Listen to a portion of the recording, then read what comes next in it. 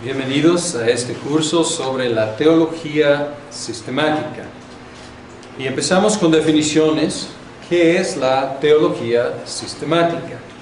La teología sistemática es un estudio de la información bíblica organizada lógica o temáticamente.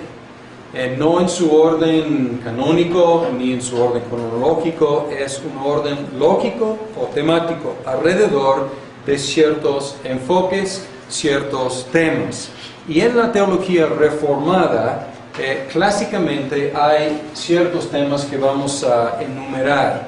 Primero es lo que llamamos prolegómena. Prolegómena es una palabra griega que quiere decir lo que se dice antes. Entonces, prolegómena es lo que tenemos que decir antes de decir otra cosa. Es decir, la fundación, la cimentación de todo lo demás. Y en la teología reformada, sistemática, el prolegómena cubre lo que es la revelación y la Biblia, como la revelación escriturada. En la Confesión de Fe de Westminster empieza con prolegómena. El primer capítulo empieza con ¿qué? Con la escritura. Y empieza con la revelación y luego más específicamente la escritura. Luego la teología. La teología es el logos acerca de Dios. El estudio acerca de Dios. Entonces teología es una subcategoría de teología. Usada la palabra en dos diferentes formas. Teología general y teología específicamente, ese es el estudio acerca de Dios. Y hay diferentes aspectos. Su naturaleza, sus nombres, sus atributos, la Trinidad, sus decretos, la creación, la providencia. Y luego entramos en la antropología. La antropología es, como suena, el estudio acerca del hombre. Y hay diferentes temas también, la naturaleza del hombre, ¿qué quiere decir la imagen de Dios? La creación, el pecado y la gracia, como tres estados en el cual se encuentra el hombre. El estado de creación, el estado de pecado y el estado de gracia. Podemos decir creación, caída, redención. Y luego la cristología. Y la cristología nos enfocamos en la persona de Cristo y en las obras de Cristo. La persona de Cristo, abarcamos sus nombres, sus naturalezas, sus estados, humillación, exaltación. Luego sus obras, sus oficios, profeta, sacerdote, rey, su muerte, resurrección, etc. Su carrera redentora, lo que hizo. Neumatología. Neuma quiere decir espíritu o viento. Neumatología acerca del Espíritu Santo. Y aquí también se llama la aplicación de la redención. Y aquí estamos pensando, y pueden ver la progresión. Pensamos en Dios, sus decretos, la elección, predestinación, planeación de la salvación, la ejecución de la salvación por Jesucristo, y luego la aplicación de la redención por medio del Espíritu Santo. Y luego también se incluye aquí lo que se llama el ordo salutis. El ordo salutis, el orden de la salvación. Y tratamos de colocar los elementos de la redención aplicados a nosotros en un orden, en un sentido cronológico, pero más lógico que cronológico. Y luego tenemos la eclesiología, que acerca de la iglesia, la naturaleza de la iglesia, los oficios de la iglesia, los medios de gracia. Pues aquí estamos viendo el ambiente o el lugar o el enfoque o el lugar donde el Espíritu Santo ordinariamente nos aplica la redención. Luego escatología. Escatos significa último, entonces escatología, las últimas cosas, y aquí hay escatología personal y escatología general, cosas como donde estamos, la muerte, el estado intermedio es entre la muerte y la venida de Cristo que está pasando, y luego el famoso milenio y el juicio final. Y luego hay otra palabra que vamos a utilizar mucho. Es la palabra soteriología. El soter es el Salvador. Soteriología tiene que ver con la salvación. Y a veces soteriología se usa en una forma restringida para referirse a la aplicación de la redención, porque ahí es donde en nuestra experiencia somos salvos, cuando el Espíritu Santo nos aplica los beneficios de la redención de Cristo. Sin embargo, también se puede utilizar muy ampliamente, y podríamos ver que casi todo, o en un sentido todo, tiene que ver con la soteriología, ¿no es cierto? Podríamos obviamente identificar la cristología en sus aspectos soteriológicos, también la antropología, porque entramos aquí en la cuestión de creación, pecado y luego redención, obviamente los decretos de Dios, de elección y la providencia. Pues la eclesiología es ordinariamente donde Dios nos aplica la salvación. La escatología pues también es la culminación de la salvación. Entonces realmente soteriología puede concebirse muy ampliamente, o a veces se utiliza para enfocarse en la neonatología. Y quiero contrastar la teología sistemática con la teología bíblica. Y es un nombre no muy afortunado hablar de la teología bíblica, porque en un sentido toda teología debe ser ¿qué? Bíblica, exacto. Sin embargo, en el ambiente reformado, en los círculos reformados, tiene una definición específica.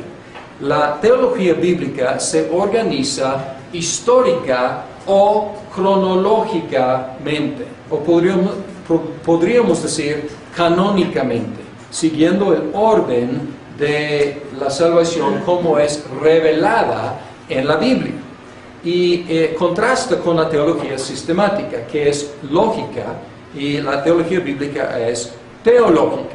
Y la tendencia y esta es una advertencia, la tendencia de la teología sistemática es aplanar la Biblia, porque hace las preguntas: ¿qué dice la Biblia acerca de Dios? Y luego agarra de Génesis, Éxodo y Levítico, y de los Salmos, y de primero de Crónicas, y de Juan, y de Hechos, y de Apocalipsis, y dice, la Biblia dice. Y es una forma legítima de estudiar la Biblia. Sin embargo, Génesis no es igual que Juan, y los Salmos no son iguales que Apocalipsis. Son diferentes géneros literarios, y también son diferentes temporadas, diferentes épocas de la historia de la redención. La teología bíblica ayuda a no caer en aplanar la Biblia, porque la teología bíblica reconoce que es un crecimiento. La revelación de Dios en Génesis no es tan amplia como en Juan, digamos. Y la teología bíblica reconoce el desarrollo de la teología acerca de Dios. Entonces, ¿ven la diferencia? Entonces, lo que queremos hacer, aunque este curso no va a ayudar mucho con eso, este curso podría propiciar unos vicios de aplanar la Biblia, porque vamos a enfocarnos en la teología sistemática. Sin embargo, debemos hacerlo siempre tomando en cuenta la teología bíblica, tomando en cuenta la temporada, la época del desarrollo de la teología bíblica, de la historia de la redención. La teología reformada, podríamos hablar de tres categorías. Podríamos hablar de la teología de la Reforma, que abarca el luteranismo y la teología reformada. Y luego, como subcategoría, la teología reformada es la teología de la Reforma, la no luterana, pensando en Zwinglio y en Calvino, sobre todo, como algunos de los líderes. Y luego podríamos ver una subcategoría de la teología reformada, que es la teología presbiteriana. Y en la teología presbiteriana es casi igual que que el cuerpo de la teología reformada en general. Sin embargo, el presbiterianismo, como estudiamos en otros cursos como la historia de la Iglesia, credos y confesiones, tuvo un desarrollo específico en Gran Bretaña, donde el presbiterianismo tomó o echó raíces sobre todo en Escocia. Y no vamos a hacer mucho contraste entre la reformada y la presbiteriana, porque realmente es lo mismo. Sin embargo, hay ciertos detalles en los cuales hay algunos contrastes, unas pequeñas diferencias entre la teología reformada continental, podemos decir de Alemania, de Holanda, de Suiza, de Francia, y la teología reformada en Gran Bretaña, que es anglicana o sobre todo que es presbiteriana. Y menciono esto porque el libro de texto que vamos a estudiar sobre todo es un libro de un teólogo reformado holandés. Y de vez en cuando voy a hacer unas observaciones de pequeños detalles que contrastan con la teología reformada británica o escocesa, que también se llama la teología presbiteriana. Bien, unas distintivas de la teología reformada en general, incluyendo la teología presbiteriana. La soteriología calvinista o la soteriología agustina enfatizan ciertos puntos que igual estudiamos en otro curso, en los cánones de Dort. Enfatiza la incapacidad humana, la soberanía de Dios, la efectividad de las obras de Cristo y del Espíritu Santo y la seguridad de la salvación. Son algunos énfasis en toda la teología o la soteriología calvinista o reformada. Y reformada y calvinista se utilizan básicamente como sinónimos. Y el otro es el pacto, la cuestión del pacto como el concepto unificador de la Biblia, lo cual se enfatiza más en la teología bíblica que en la teología sistemática. Sin embargo, ahí está. En la teología sistemática, el pacto todavía es el concepto unificador. Y en la teología bíblica examinamos el desarrollo del pacto de gracia. Pequeña introducción, vamos a hablar un poco del procedimiento para este curso. Vamos a empezar a tiempo para aprovechar las 2 horas que tenemos en las 8 sesiones, porque esta es la primera parte.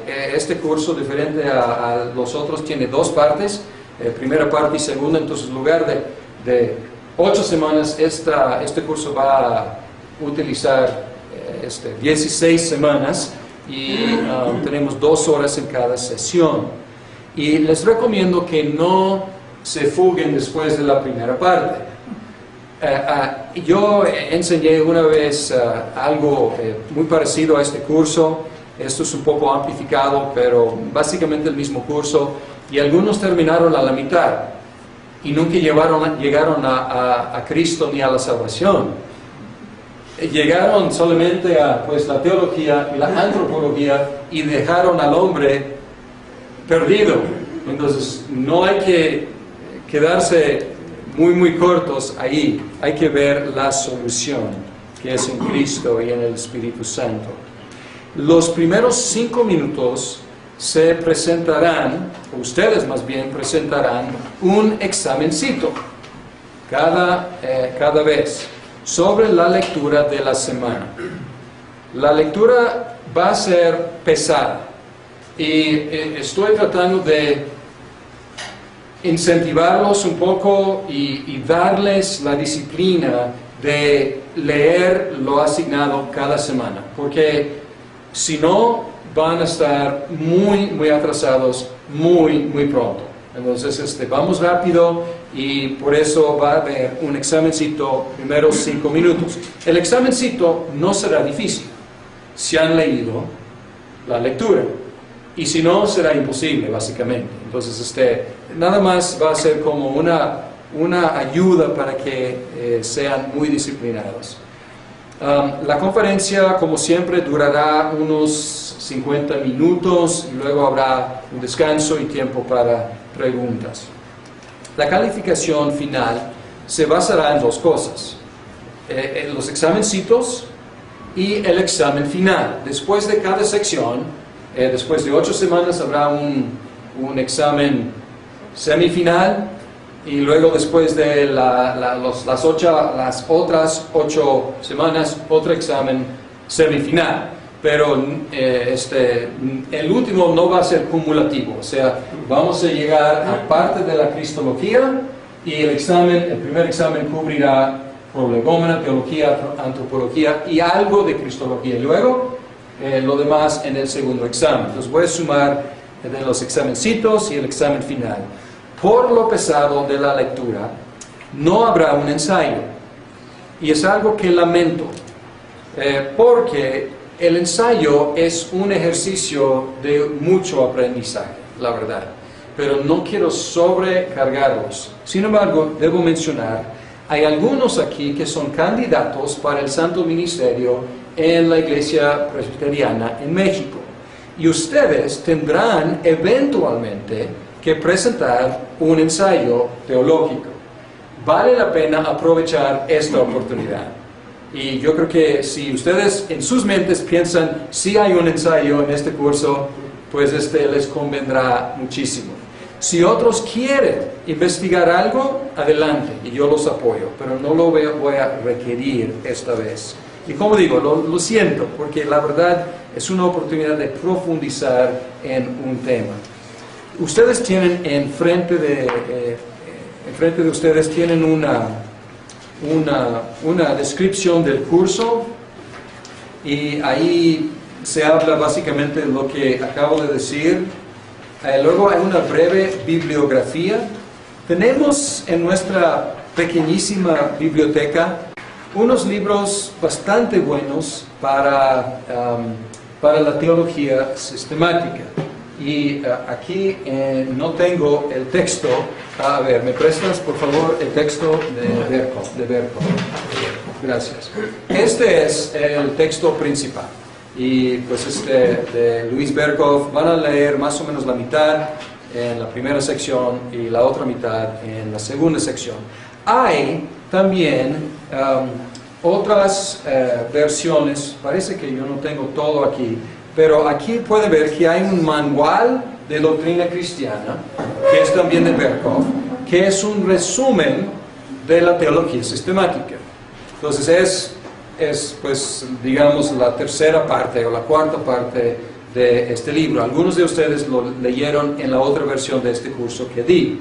Y luego pueden ver que hay un sumario de la doctrina cristiana, y es un resumen del manual, y básicamente es como un bosquejo.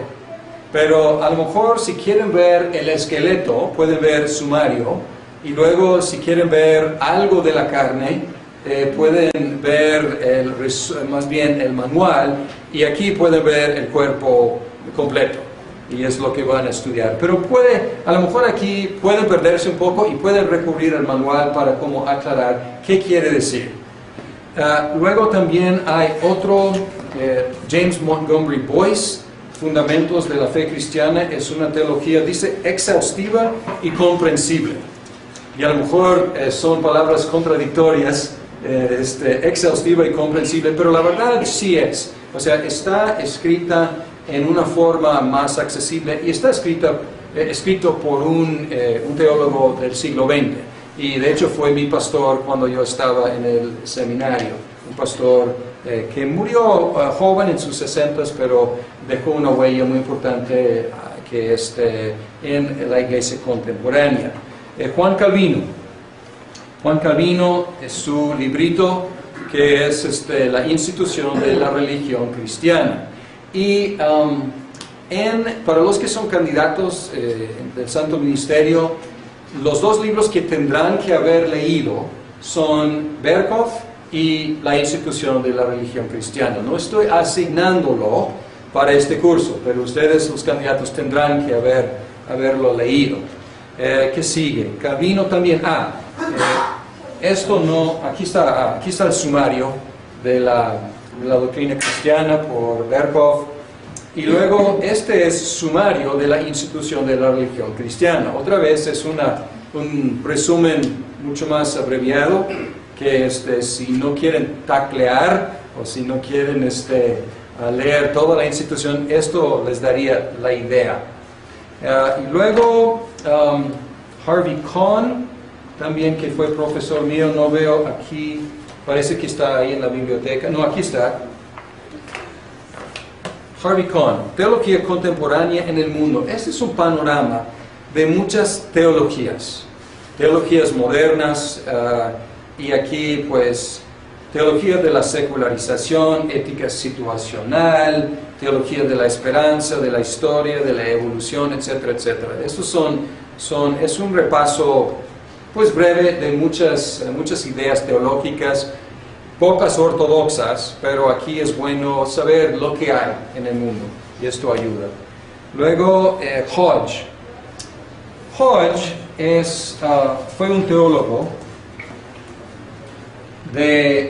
del siglo XIX, y él escribió una teología sistemática de 3 tomos en inglés, y han sido abreviados a 2 tomos en español. En un sentido, esto habría sido mejor para nosotros, porque es presbiteriano. Sin embargo, es mucho más grande y un poco más antiguo que Berkhoff. Entonces, Berkhoff realmente nos da un excelente esquema para considerar, pero Hodge puede estar ahí como referencia. Y de hecho, la primera lectura que van a hacer es de Hodge en Prolegómena, porque Berkhoff no incluye Prolegómena en su teología sistemática. Entonces estoy sustituyendo con un capítulo que ustedes ya tienen fotocopiado de Hodge. Machen, la visión cristiana del hombre, suena como pura antropología, pero no es. O sea, abarca otros temas, la teología además que la antropología. Murray, la redención consumada y aplicada. Entonces aquí tenemos un libro acerca de la persona y las obras, las obras de Cristo y la aplicación de la redención. Entonces una parte de la cristología y una parte de la neumatología. Y aquí tenemos el ordo salutis que se acepta en la teología reformada, o más bien la presbiteriana. J.I. Packer, Conociendo a Dios, es un libro clásico, todavía vive el Dr. Packer, pero es un libro que ya es un clásico moderno, podemos decir, sobre la teología de Dios. Escrito, es accesible, o sea, es escrito para una audiencia general. Pink, W. Pink, La soberanía de Dios, pues obviamente enfocándose en un aspecto de la teología. Y luego 2 por Warfield, Benjamin B. Warfield, y esto es la persona y la obra de Jesucristo, obviamente la cristología. Hay otro ahí que es el plan de salvación, y está en el internet. Yo pensaba que lo teníamos aquí en la biblioteca, pero está en internet, y tiene que ver con los decretos de Dios y el orden lógico de los decretos, y se mete en unos puntos muy debatidos en los círculos reformados. Y luego menciono que muchos recursos confiables están disponibles en la iglesia presbiteriana ortodoxa, y aquí tienen iglesiareformada.com, y algunos de estos están disponibles ahí y otros también. Bien, vean el calendario de lecturas. La primera lectura para el día de hoy fue el capítulo 6 de Hodge. ¿Ya lo leyeron? ¿No venían preparados? Está bien. Lo bueno de esta sección es que la Semana Santa cae en estas 8 semanas, y van a haber 2 semanas de descanso, y pueden ponerse al día durante esas 2 semanas. Pero Hodge, no va a haber examencito sobre esto, pero es importante porque es lo único que van a leer sobre el prolegómena. Y luego pueden ver los temas de las conferencias. Intentaré de llevar el ritmo aquí, a lo mejor no vamos a poder, pero aún así tienen que llevar el ritmo de las lecturas.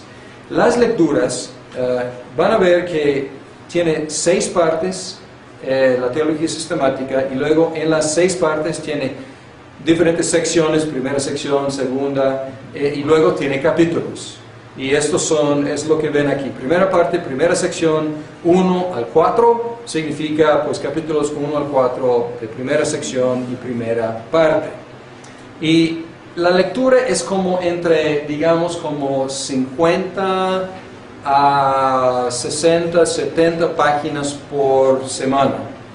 Y el número de páginas a lo mejor no es tanto, pero no es lectura muy fácil. Entonces hay que empezar hoy en la noche o mañana temprano, y buscar tiempos durante toda la semana. 10 páginas cada día, más o menos, o 15 páginas cada día, en lugar de esperar hasta martes en la noche y decir, pues me toca leer. Va a ser bastante difícil. Entonces recomiendo que agarren una buena disciplina de llevar el ritmo. Bien, esto es introducción y es procedimiento del curso.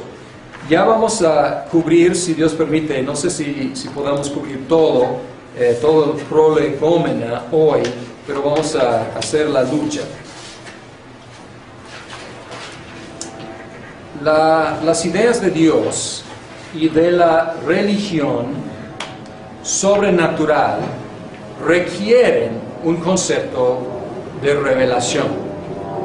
No puede haber religión sobrenatural sin revelación. O sea, tenemos que, si es una religión naturalista dentro del mundo, pues a lo mejor no necesitamos más información que la información que la misma creación nos da. Pero si Dios es más allá, si es creador, si es más allá de la creación, aparte de la creación, necesitamos una revelación, una autorrevelación de Dios para conocerlo. Y Berkov complica el asunto, y no van a leer a Berkov sobre la revelación, pero él complica el asunto dividiendo la revelación entre natural y sobrenatural, y también entre general y especial. Entonces él tiene 4 categorías, que para mí es un poco complicado. Nosotros vamos a enfocarnos en 2 categorías nada más, en la revelación general y la revelación especial. Y el Salmo 19 nos da 2 diferentes, podemos decir, párrafos o estrofas que tienen que ver primero con la revelación general y luego la revelación especial. No voy a leer todo, pero empieza diciendo: los cielos cuentan la gloria de Dios. Y luego habla del firmamento que proclama la obra de sus manos. Habla del día y de noche, la tierra, los confines del mundo, etc. Y luego en el versículo 7 dice: la ley del Señor es perfecta. Y hay un himno de alabanza al Señor, dando gracias por la perfección y lo bonito de su ley. Pues ahí tenemos básicamente la revelación general que nos da la creación y la revelación especial que nos da en su palabra. La revelación general. Dios se revela en la revelación general a todo ser humano. Nadie escapa de recibir la revelación general por medio de 2 cosas: por medio de la creación y por medio de la providencia. Y voy a leer el Catecismo Menor. El Catecismo Menor pregunta en la pregunta 9: ¿qué es la obra de creación? La obra de creación es el haber hecho Dios todas las cosas de la nada por su poderosa palabra en 6 días, y todas muy buenas. Y luego, ¿cuáles son las obras de providencia de Dios? Las obras de providencia de Dios son su santa, sabia y poderosa preservación y dirección de todas sus criaturas y todas las acciones de estas. Y si lo piensan, entre estos dos conceptos se cubre todo. Se cubre todo el universo. Todo lo que existe en el universo y todo lo que pasa en el universo, entre la creación y la providencia. Y a través de la creación y a través de la providencia, Dios se revela a todo ser humano. Podemos decir que Dios se revela por medio de la naturaleza y por medio de la historia. Y la historia es el llevar a cabo la providencia de Dios. Sin embargo, la revelación general tiene algunas limitaciones. Primera limitación es que desde el primer pecado hubo una distorsión, y una distorsión de dos cosas. Una distorsión de la creación misma. ¿Se acuerdan en Génesis 3, 17 a 19? La maldición por el pecado fue sobre ¿qué? Pues en cuanto a la mujer, sobre el parto, y también una cuestión de la relación con su marido, y para el hombre la maldición fue sobre la creación. Y luego en Romanos 8, Pablo nos dice que la creación fue sujeta a frustración. Entonces la misma creación ha sido fracturada. Todavía declara y canta la gloria de Dios, pero no como debía, no como puede, y no como lo hará, ya liberada de la frustración. Pero el otro problema, la otra distorsión es en nuestra percepción. Ya no vemos las cosas como debemos verlas. Y podemos ver inmediatamente después del primer pecado un cambio en la percepción del ser humano. Porque ellos antes disfrutaban una comunión abierta, libre con Dios, y luego ¿qué hicieron?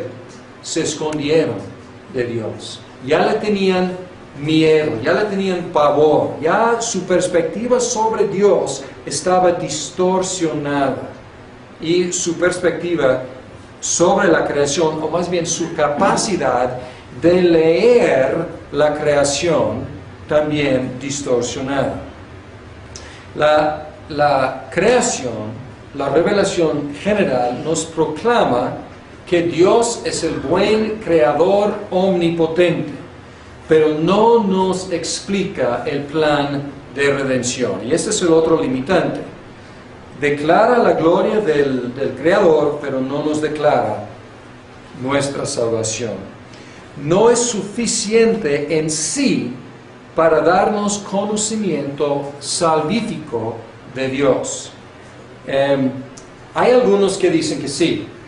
Hay algunos movimientos que dicen que sí, es suficiente en sí. Un movimiento que voy a mencionar es la historia de las religiones. Y aquí la historia de las religiones, este movimiento trató de estudiar las varias religiones y naturalizarlas, básicamente. Y buscar lo común de las religiones, el común denominador, y tratar de derivar este común denominador de la naturaleza. Diciendo, todos están diciendo básicamente lo mismo, y todos llegaron a estas conclusiones leyendo la noticia o el mensaje de la naturaleza. Y ahí diciendo que puedes llegar a la esencia de la religión simplemente observando astutamente la naturaleza. Otra manifestación de la idea de poder interpretar correctamente y conocer a Dios correctamente por medio de la naturaleza es en la Iglesia Católica Romana. Su teología es tomista, y la teología tomista de Tomás de Aquino es una teología con dos niveles: la teología natural y la teología sobrenatural.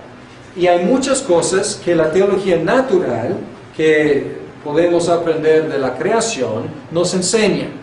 Y luego sobre esa base podemos construir, necesitamos la revelación para llenar muchos detalles, y no solo detalles, muchos hechos muy importantes. Y pueden pensar en sus famosas vías, sus caminos, sus pruebas de la existencia de Dios. ¿Y qué hacen?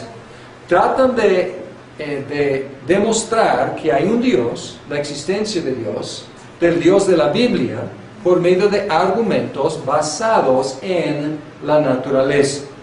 El Vaticano I, el Concilio Vaticano I, afirmó la suficiencia de la revelación general interpretada por la razón humana para dar conocimiento correcto de Dios. Entonces es una perspectiva dentro del mundo cristiano diciendo que sí, pero la perspectiva reformada es que no, o sea, no es suficiente, y nos basamos en ciertos textos que voy a leer para basar esta perspectiva, los efectos, cuáles son los efectos de la revelación general. Y un efecto no deja que ningún ser humano se escape de la revelación de Dios. Vamos a ver Romanos 1, 19. Y en un sentido estamos afirmando que la revelación general nos da un conocimiento de Dios. En un sentido estamos afirmando porque es lo que dice aquí. Pero la cuestión es si es suficiente para conocer correctamente a Dios y salvíficamente. Pablo dice, me explico. Lo que se puede conocer acerca de Dios es evidente para ellos, pues Él mismo se lo ha revelado. Porque desde la creación del mundo, las cualidades invisibles de Dios, es decir, su eterno poder y su naturaleza divina, se perciben claramente a través de lo que Él creó, de modo que nadie tiene excusa. Entonces, a pesar de la fracturación de la creación y la frustración de la creación, Pablo dice que sigue declarando las cualidades invisibles de Dios. ¿Cuáles son? Su eterno poder y su naturaleza divina. Y el efecto es quitarnos cualquier pretexto. Ningún ser humano puede decir, yo no sabía que hay un Dios. Porque Pablo dice aquí que Él se ha revelado en la revelación general suficientemente bien. Pero hay un problema.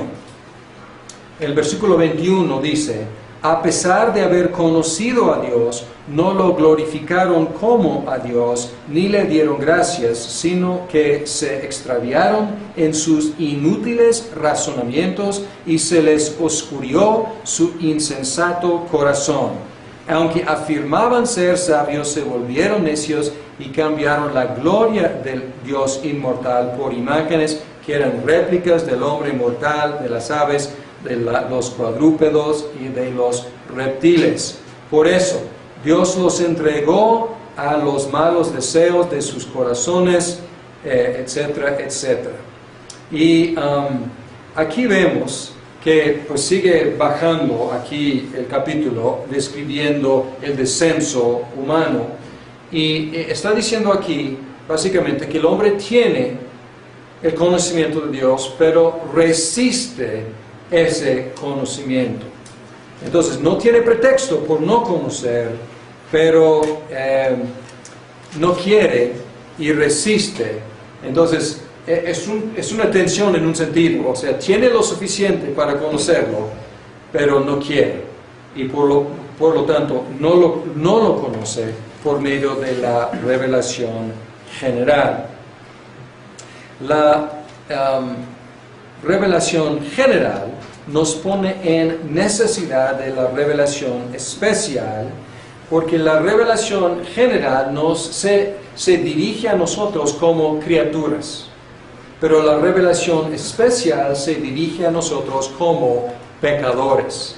Y por eso no podemos aprovechar la revelación general como debemos, porque se dirige a criaturas. Y para una criatura no pecaminosa, pues sería posible leer pues correctamente, pero nosotros no podemos ya. Solamente por medio de la revelación especial podemos interpretar correctamente la revelación general. Hay un salmo, por ejemplo, Salmo 8, que celebra la gloria de Dios en la naturaleza, pero lo hace con fe, lo hace con entendimiento dado por revelación especial. Y luego ya puede leer el libro de la naturaleza más correctamente. Dice: oh Señor soberano nuestro, qué imponente es tu nombre en toda la tierra. Has puesto tu gloria sobre los cielos. Y habla de cuando contemplo tus cielos, obra de tus dedos, la luna y las estrellas que allí fijaste. Me pregunto, ¿qué es el hombre para que en él piensas? ¿Qué es el ser humano para que lo tomes en cuenta? Entonces, ¿qué está haciendo? Está viendo la grandeza de la naturaleza, algo que un ateo puede hacer.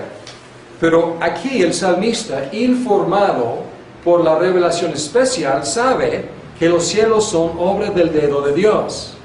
Y sabe que el hombre tiene un lugar especial en la economía del universo.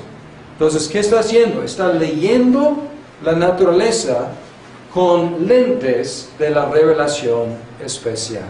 Y así funciona. Bien,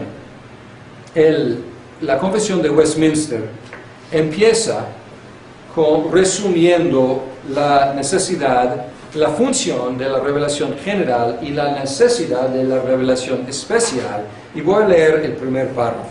Dice aquí: aunque la luz de la naturaleza y las obras de creación y de providencia manifiestan la bondad, sabiduría y poder de Dios de tal manera que los hombres quedan sin excusa, sin embargo, no son suficientes para dar aquel conocimiento de Dios y de su voluntad que es necesario para la salvación.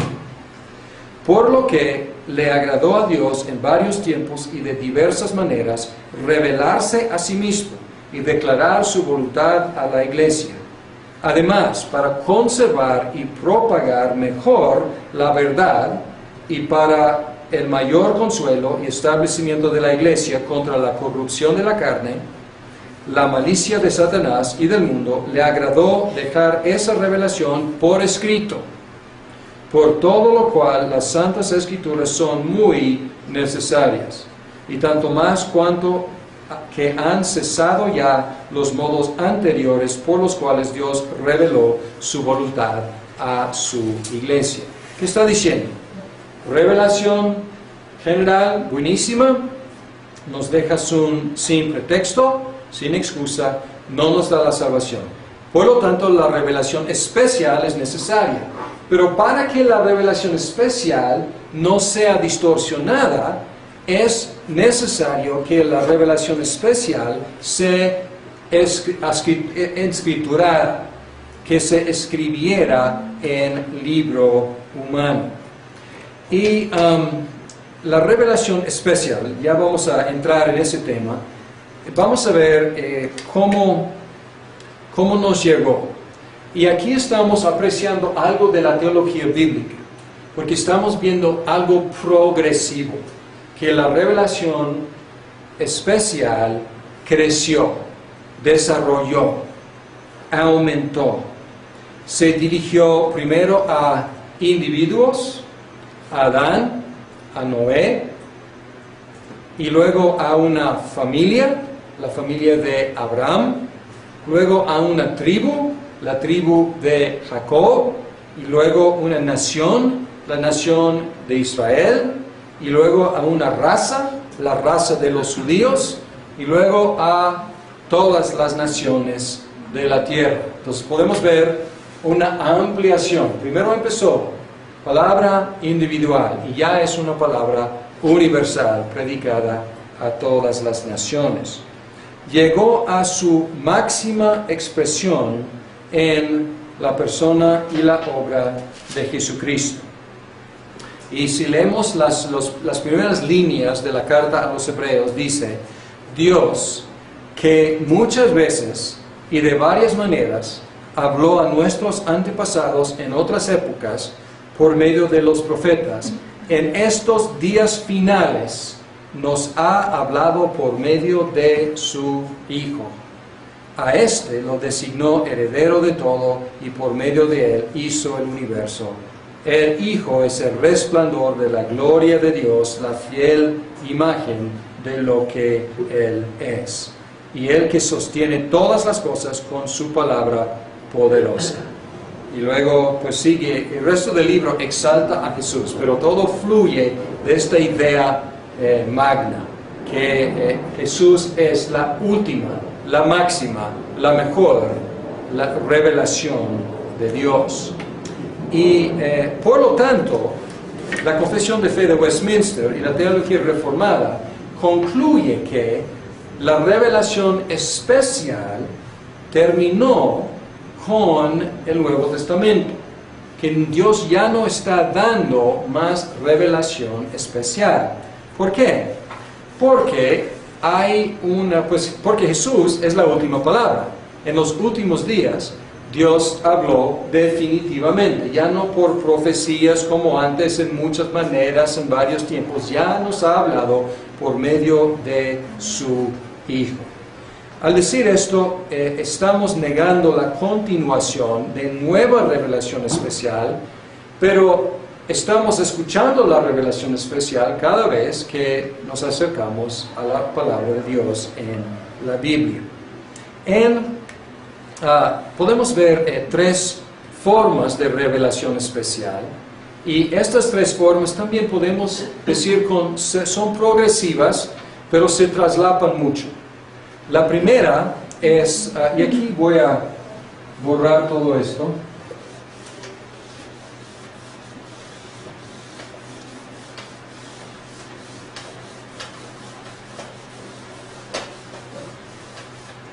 La primera forma es teofanía.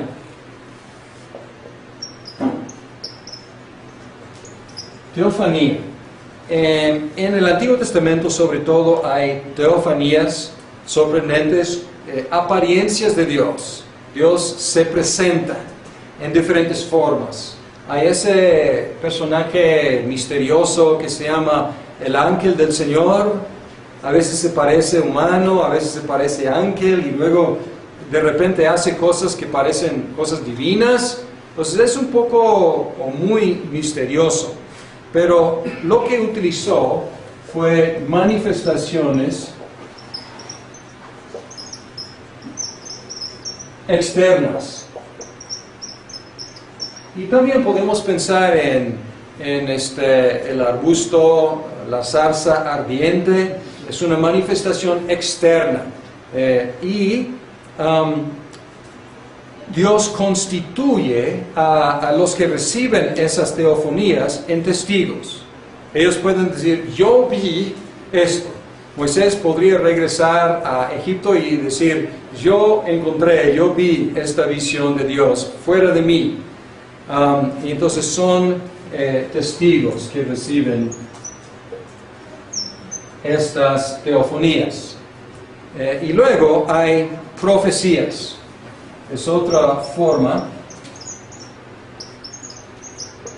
Y en la profecía fue una forma de dictación, no siempre palabra por palabra, pero a veces sí, una forma de dictar las palabras de Dios por medio de una sugestión interna, diferente a manifestación externa. Ya es algo pasando dentro del profeta, pues una visión, a veces un sueño, la verdad no sabemos exactamente, pero los profetas podrían decir, así dice el Señor. Y podemos pensar, por ejemplo, en Deuteronomio 18, que habla del profeta. 18, 18. Y dice: por eso levantaré entre sus hermanos un profeta como tú.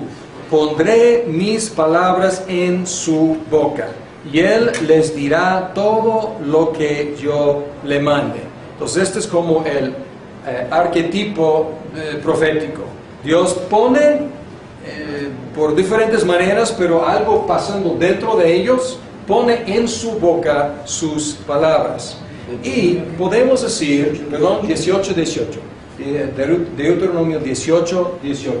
Y aquí podemos decir que son los profetas portavoces pasivos. Y a lo mejor debemos poner en paréntesis o en comillas aquí, no son, obviamente ellos están hablando, ellos están escribiendo, no son completamente pasivos, pero podemos pensar en, no en algo mecánico, pero algo muchas veces verbatim, palabra por palabra. Dios pone las palabras por diferentes sugestiones internas. Y luego la otra forma es lo que llamamos inspiración. Y la inspiración es una operación concurrente. Concurrente. Vamos a pensar en esa palabra concurrente.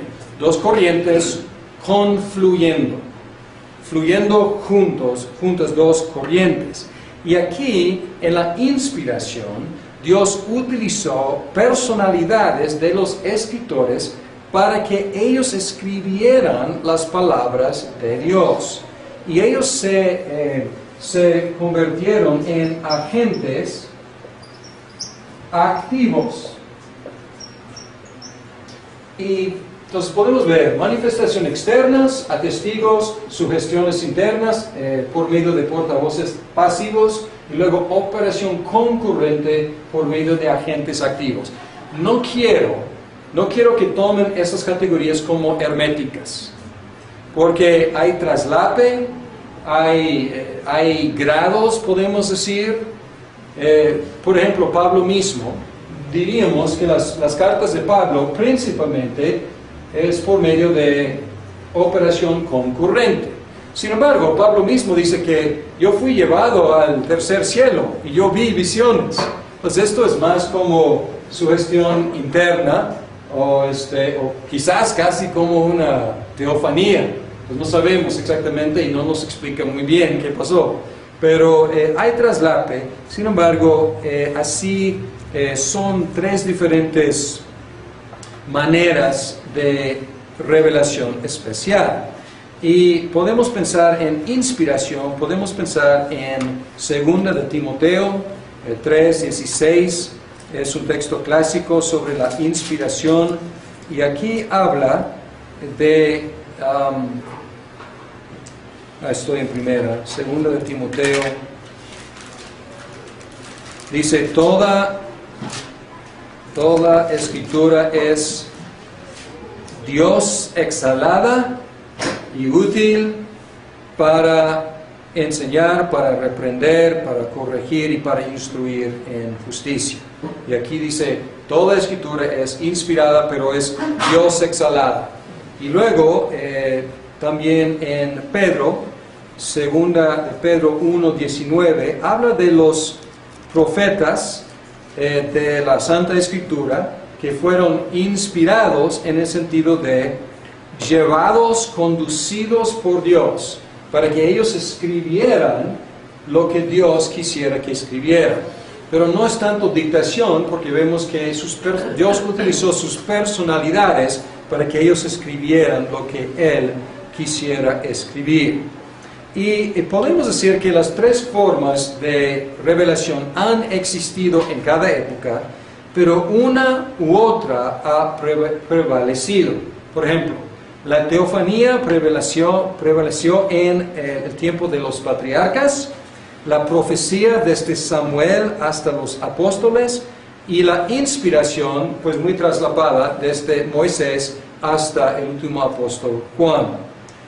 como revelaciones verbales, la profecía y la inspiración siguen o acompañan la teofanía. Porque teofanía tiene el mismo problema que la revelación general, ¿no es cierto? Yo veo una zarza ardiente y arde, pero hay flama, pero no se consume. Y pues yo estoy en ignorancia en cuanto a cómo explicar esa visión, a menos que alguien me explique verbalmente. Entonces, la profecía y la inspiración explican las manifestaciones externas, como Dios habló con Moisés en la zarza. Y el Nuevo Testamento, podemos decir, es la revelación verbal que interpreta el hecho de la obra de Cristo, la obra magna de Dios. Quiero que vean, a través de, no es uniforme la revelación. En el Antiguo Testamento y en el Nuevo Testamento hay como agrupación de eventos externos y luego explicaciones. Hay, digamos, el Éxodo y luego pues el Pentateuco, que sale como explicación del gran evento del Éxodo. Y luego hay el tiempo de David, y ahí pues la conquista, o la terminación de la conquista, y con David también hay una explosión de revelación verbal, explicación de lo que está pasando con la dinastía de David. Y luego en el tiempo de Acab, con Elías y Eliseo, otra vez una explicación, Dios está haciendo algo nuevo. Y luego con el exilio a Babilonia y con la restauración, otros profetas, Dios levantando para explicar los hechos, porque los hechos, sin una explicación verbal, o sea, podríamos interpretar de diferentes formas. Pero luego la obra magna de Dios es la obra de Jesucristo. Y por lo tanto podemos decir que el Nuevo Testamento es la última explosión de explicación verbal de lo que Dios está haciendo en el mundo para salvar a su pueblo. Y este es el argumento más fuerte a favor de la discontinuación de la revelación especial. Y es el único argumento o el único texto que ofrece la Confesión de Fe de Westminster. Termina diciendo, tanto más cuanto que han cesado ya los modos anteriores por los cuales Dios reveló su voluntad a su iglesia. Y luego la referencia es Hebreos 1, 1 y 2. Y diciendo que Dios ya ha hablado su última palabra, su último hecho, hasta que regrese Jesús, pero su último hecho así en Jesucristo y su obra. Y ahora el Nuevo Testamento es la única explicación necesaria de la obra definitiva salvífica de Dios en Cristo.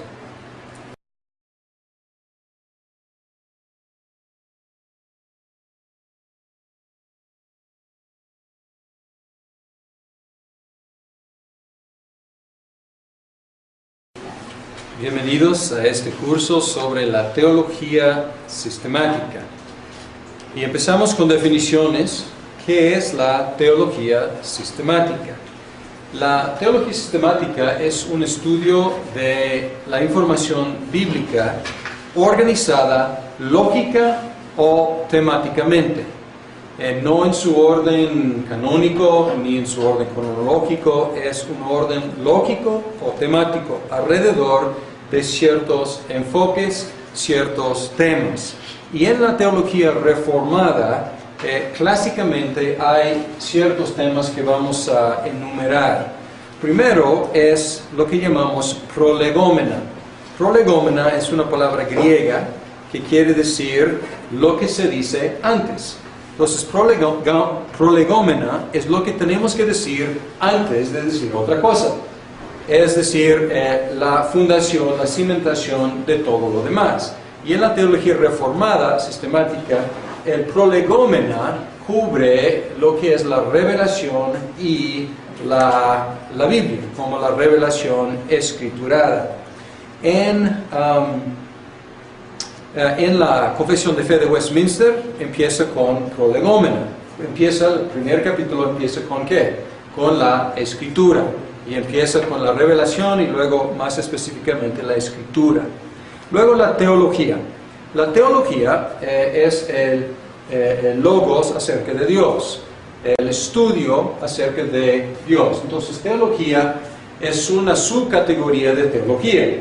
Hechos y de Apocalipsis, y dice, la Biblia dice, y es una forma legítima de estudiar la Biblia. Sin embargo, Génesis no es igual que Juan, y los Salmos no son iguales que Apocalipsis. Son diferentes géneros literarios y también son diferentes temporadas, diferentes épocas de la historia de la redención.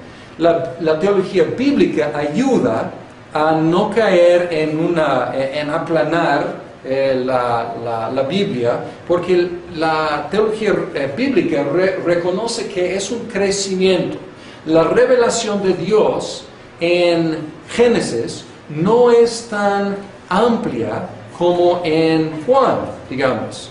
Y la teología bíblica reconoce el desarrollo de la teología acerca de Dios. Entonces, ¿ven la diferencia? Entonces, lo que queremos hacer, aunque este curso no va a ayudar mucho con eso, este curso podría propiciar unos vicios de aplanar la Biblia, porque vamos a enfocarnos en la teología sistemática. Sin embargo, debemos hacerlo siempre tomando en cuenta la teología bíblica, tomando en cuenta la temporada, la época del desarrollo de la teología bíblica, de la historia de la redención.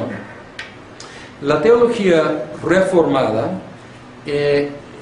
podríamos hablar de tres categorías.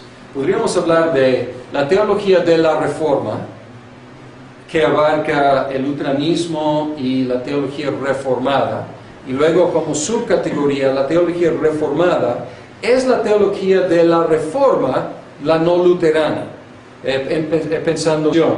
Y tratamos de colocar los elementos de la redención aplicados a nosotros en un orden, en un sentido cronológico, pero más lógico que cronológico.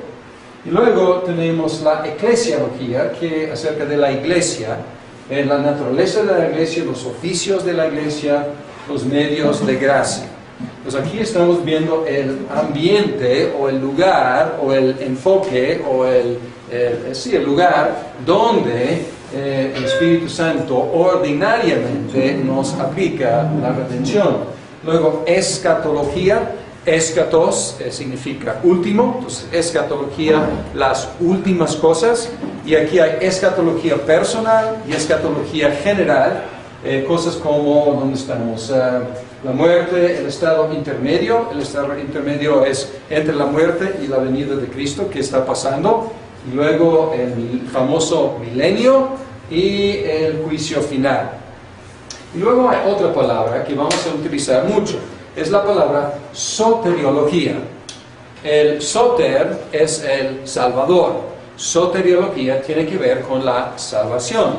Y a veces soteriología se usa en una forma restringida para referirse a la aplicación de la redención, porque ahí es donde en nuestra experiencia somos salvos, cuando el Espíritu Santo nos aplica los beneficios de la redención de Cristo.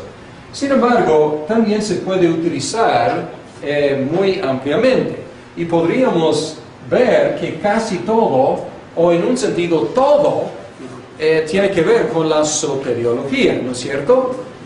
Podríamos obviamente identificar la cristología en sus aspectos soteriológicos, también la antropología, porque entramos aquí en la cuestión de creación, pecado y luego redención, obviamente los decretos de Dios, de elección y la providencia. Pues la eclesiología es ordinariamente donde Dios nos aplica la salvación, La escatología, pues también es la culminación de la salvación. Entonces, realmente soteriología puede concebirse muy ampliamente o a veces se utiliza para enfocarse en la neonatología. Y quiero contrastar la teología sistemática con la teología bíblica. Y es un nombre no muy afortunado hablar de la teología bíblica, porque en un sentido, toda teología debe ser, ¿qué? Bíblica, exacto. Sin embargo, en el ambiente reformado, en los círculos reformados, tiene una definición específica. La teología bíblica se organiza histórica o cronológicamente, o podríamos decir canónicamente, siguiendo el orden de la salvación como es revelada en la Biblia. Y contrasta con la teología sistemática, que es lógica, y la teología bíblica es teológica.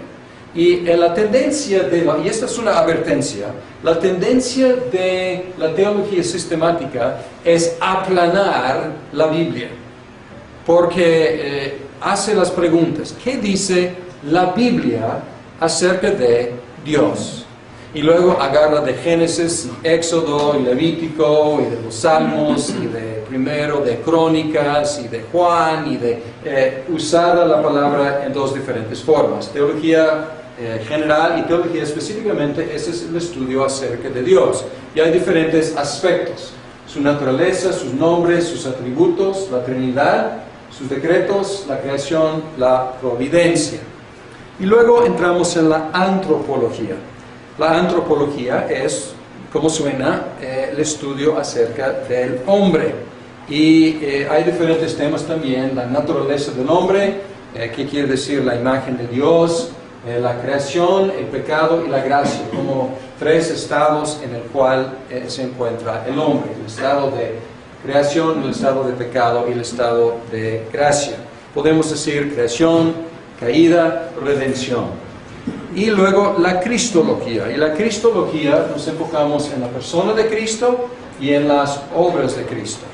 La persona de Cristo, abarcamos sus nombres, sus naturalezas, sus estados, humillación, exaltación. Luego sus obras, sus oficios, profeta, sacerdote, rey, su muerte, resurrección, etc. Su carrera redentora, lo que hizo.